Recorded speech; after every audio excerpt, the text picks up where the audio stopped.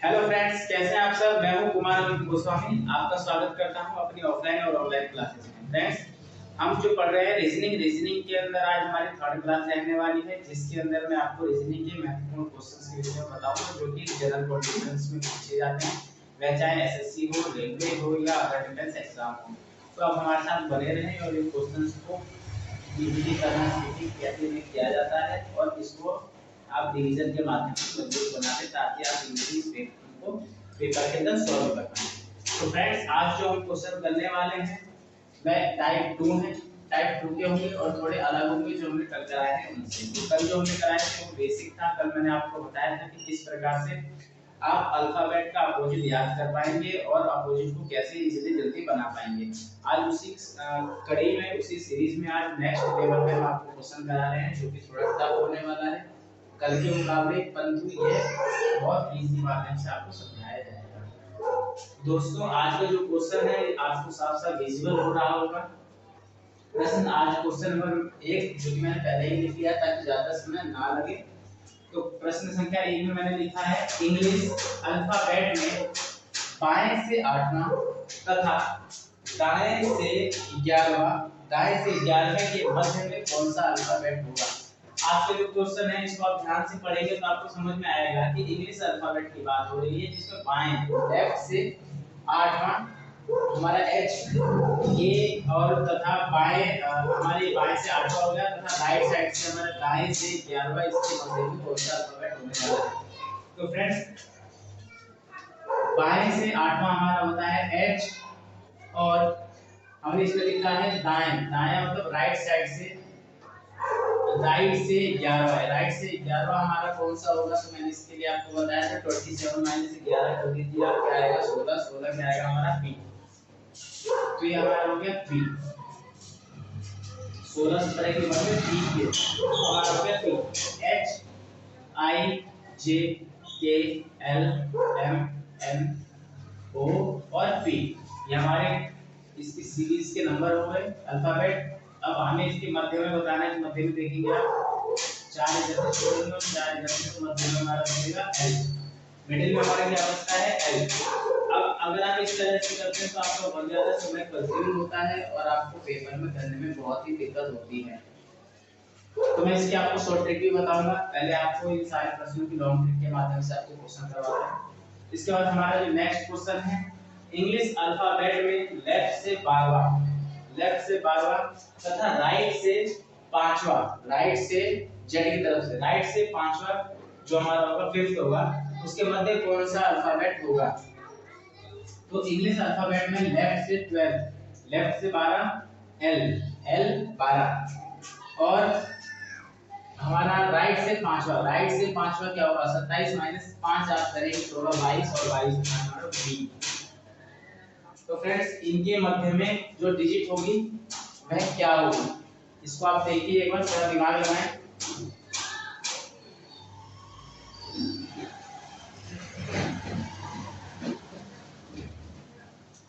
ठीक है, मैं बता एल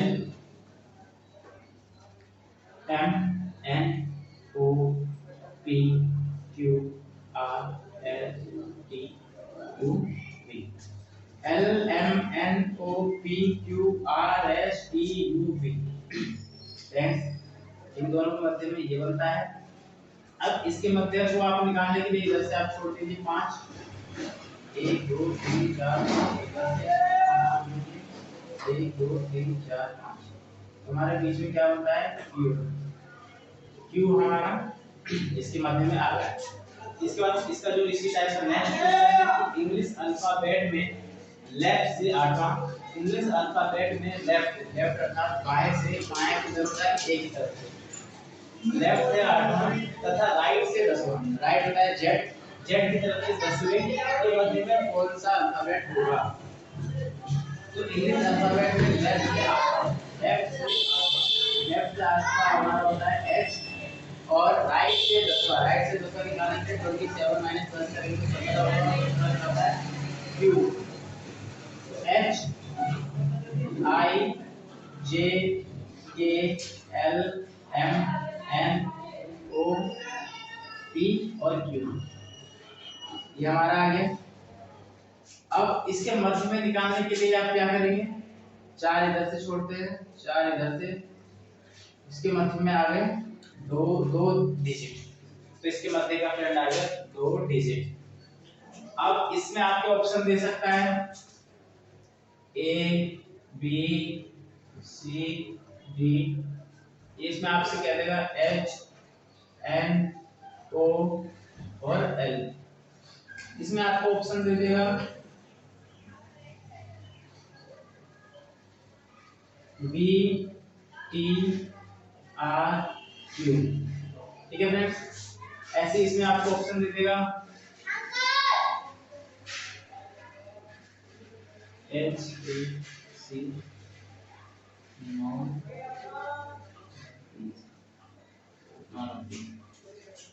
नॉन ऑफ दिस।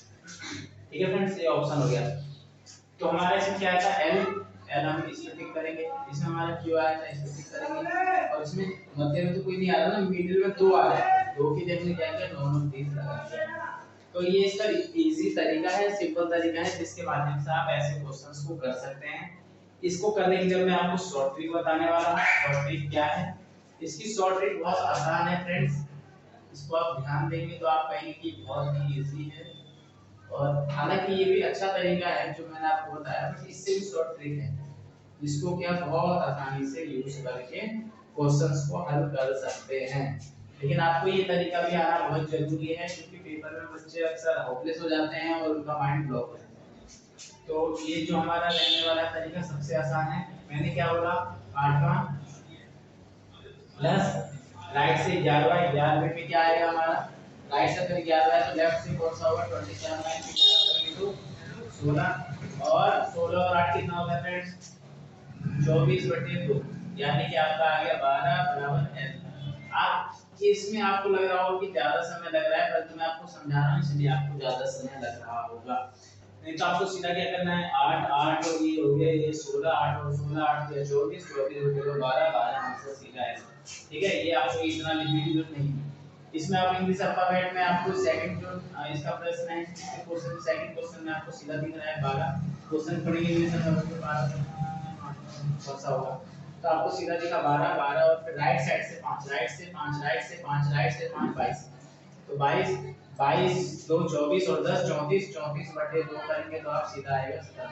ये आपको इतना कैलकुलेशन नहीं करना है, आपको सीधा पता है कि दोनों को जोड़ना है, जोड़ने के लिए इसका जवाब आता है आंसर सीधा आपको लगा देंगे। इसके बाद आपको जो सेकंड इसका क्वेश्चन होगा इंग्लिश अल्फाबेट में, अल्फाबेट जो है 8वां तथा राइट से 10वें के मध्य कौन सा होगा, तो इसको निकालने के लिए आप इसको 8 से प्लस करेंगे, 8 प्लस राइट से 10 10 10 का क्या होगा 17 होगा 17, और इसको आप करेंगे तो 8 19 16 8 के 24 और 1 25 हो जाएगा, और ये 25/2 क्या होता है 12.5 12.5 का मतलब क्या होगा 12.5 का मतलब होगा इसमें 12वां भी होगा और 13वां भी होगा। 12वां कौन सा है 12वां है एल और एम, और ये एल एम ये रहा। तो इस तरह से आप इसको इजीली सॉल्व कर सकते हैं और आसानी से सॉल्व करके पेपर में प्रश्न को क्वेश्चंस को बना सकते हैं। तो आई होप आपको ये समझ में आया होगा। अब मैं आपको इसकी सेकंड टाइप की तरफ ले चलता हूं, आपको इसकी सेकंड टाइप बताता हूं।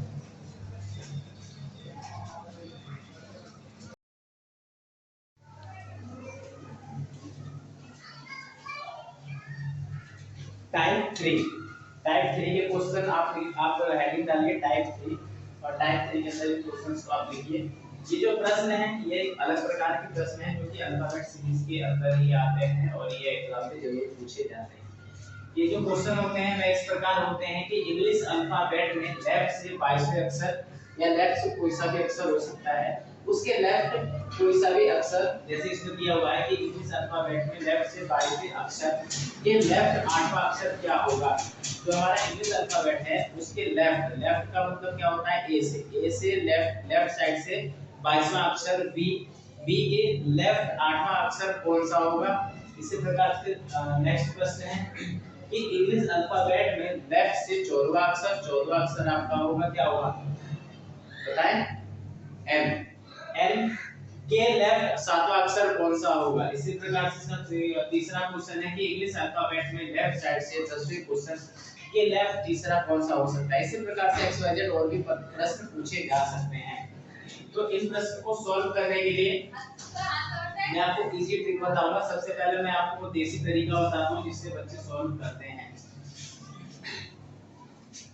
सबसे पहले क्या होता है कि हम लोग अल्फाबेट A से Z तक एग्जाम में लिख लेते हैं और फिर जब क्वेश्चन फंसता है और हमें नहीं आता है तो हम देसी तरीका इस्तेमाल करते हैं। A से लेके B तक इसको गिनते हैं कि 22 नंबर पे क्या आ रहा है। तो फिर हम गिनते B तक पहुंचते हैं कि भाई 22 नंबर पे हमारा B आ रहा है। फिर B के बाद फिर हम गिनते हैं कि फिर इसके लेफ्ट बाएं आठवां अक्षर कौन सा होगा। तो गिनते हैं 1 2 3 4 5 6 7 8 और हमें मिलता है n। तो इसके लेफ्ट में हमें n मिला। तो आपका सीधा सीधा इसको लिखने में लगे कितने, इसको लिखने में आपके मान लीजिए 10 सेकंड लगे, प्लस इसको गिनने में आपके 10 सेकंड लगे, प्लस फिर उल्टा गिनने में इसको 8 सेकंड लगे और फिर आप इसको सॉल्व करते करते देखिए कुल मिला के आप इसको सॉल्व करते 40 से 50 सेकंड खराब कर देंगे। जबकि इतना समय इसमें नहीं लगाना है। ये बहुत आसान क्वेश्चन है और यही आपको समय बचा के देते हैं। और जब यहाँ से समय बचता है तो आप लेंथी क्वेश्चन को कर पाते हैं ज्यादा समय लगाकर। तो इसको करने के लिए सबसे पहले आपको क्या करना है, सीधा 22वां अक्षर देखेंगे और इसकी जो ट्रिक है मैं आपको ट्रिक लिखवा देता हूँ कि देखेंगे जब सेम डायरेक्शन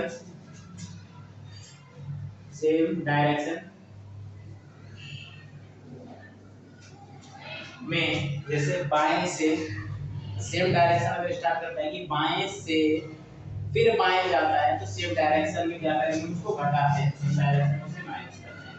माइनस का मींस क्या है कि अल्फाबेट 22वां अक्षर क्या है 22 में से आप क्या करेंगे 8 को माइनस कर देंगे और 22 से आप 8 माइनस करते हैं तो आपका क्या आएगा 14 आएगा, 14 आएगा और जो 14वीं डिजिट होगी वही आपका आंसर होगा। आप डायरेक्ट कुछ नहीं करेंगे, आप सीधा देखेंगे कि 14वीं डिजिट राइट लेफ्ट 14वीं डिजिट कौन सी है तो n है और डायरेक्ट आप n लगा दीजिए। आपको इतना सारा लिखने की जरूरत नहीं है, आपको बहुत सारा समय बचेगा और इस समय को आप बचाएंगे तभी आप एग्जाम में कुछ अच्छा कर पाएंगे। इसी प्रकार से इसका जो नेक्स्ट क्वेश्चन है वह आप ट्रिक के माध्यम से करके देखें कि इंग्लिश अल्फाबेट में 14वां यानी 14 अल्फाबेट कौन सा है। 14 अल्फाबेट हमारा क्या है n है और n के लेफ्ट में सातवां हमारा अल्फाबेट क्या होगा।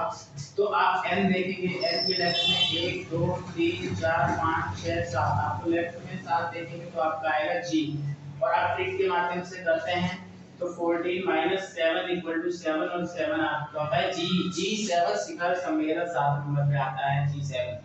तो ऐसे आप इसका आंसर दे देंगे। इसी प्रकार से आप नेक्स्ट क्वेश्चन देखेंगे तो इसमें आपसे कहा गया कि लेफ्ट से 10 हमारा होगा क्या होगा आई नो का जो भी आता है आई नो का 10 होगा J10 जब J10 हो जाएगा तो उसके बाद हमारा इससे लेफ्ट में तीसरा अक्षर क्या होगा, लेफ्ट से तीसरा, इसके लेफ्ट तीसरा प्लस माइनस 3 कर देंगे सीधा आपका 7 आ जाएगा। ये तीसरा जाएगा। आप देखेंगे ये हमारा था नंबर 10 के तीसरा 1 2 3 ये एक प्रकार से सबके आंसर सेम ही हैं बट क्वेश्चन अलग अलग हैं। ठीक है फ्रेंड्स, तो इसी प्रकार से आपको ये सॉल्व करना है और जब आप सॉल्व करेंगे तो आपका इतनी समय बचेगा। उसमें आपको एक ट्रिक याद रखनी है, मैं आपको ट्रिक पे बहुत विशेष ध्यान दे रहा हूँ। ट्रिक एक छोटा ट्रिक का मतलब क्या है, ट्रिक का मतलब छोटा तरीका है जिसको कि हम कई बार जब मैथ्स या रीजनिंग या और भी क्वेश्चंस बनाते हैं और रेगुलर बनाते फिर हमें पता चलता है कि इसको आसान करने का सीधा तरीका ये है, उसी को हम ट्रिक कहते हैं और उसके माध्यम से मैं आपको सवाल करवा रहा हूँ जिससे कि आपका जो समय है वो एग्जाम में बचे और फिर आप इजीली पेपर को क्रैक कर पाए। क्योंकि हमारा उद्देश्य गवर्नमेंट एग्जाम को क्रैक करने के बाद रिजल्ट के अंदर भी आना है। ऐसा नहीं कि आपने केवल क्रैक कर लिया है उसके बाद आप फाइनल मेरिट से बाहर हो गए, तो आपको फाइनल मेरिट के अंदर भी आना है। तो इसके लिए आपको इन सवालों को करते रहना है, इनकी प्रैक्टिस करनी है और जो ट्रिक्स है इसको बार-बार आपको देखना है बना के। और यदि आप बना के नहीं देख पा रहे, ज़्यादा समय नहीं है आपके पास, आप जॉब करते हैं या किसी और कार्य में व्यस्त रहते हैं, तो आप इस वीडियोस को लगातार अगर 1-2 बार देख लेते हैं तो भी आपको याद हो जाएगा। परंतु आपको बनाना बहुत ज़रूरी है। आप इसको एक रफ या फेयर आप बनाएं, उसमें आप इसको कंटिन्यू नोट करते हैं और अपने नोट्स बनाएं। इसी के साथ बाय, गुड बाय, अपना ध्यान रखिए और तैयारी करते रहिए।